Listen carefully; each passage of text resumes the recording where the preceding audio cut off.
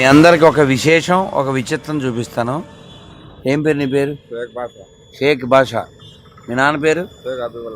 ఏ ఊరు? మరి ఇప్పుడు ఏం చేస్తున్నావు? ఇప్పుడు ఏం చేస్తున్నావు?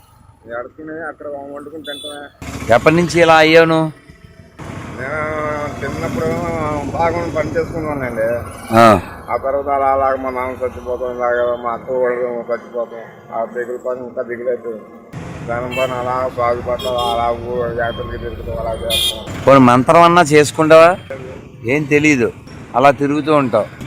చెప్పు, దండం పెట్టు, చెప్పు. హరే కృష్ణ హరే కృష్ణ కృష్ణ కృష్ణ హరే హరే హరే రామ హరే రామ రామ రామ హరే హరే గోవిందా గోవిందా గోవిందా అలా అనుకుంటూ ఉండు.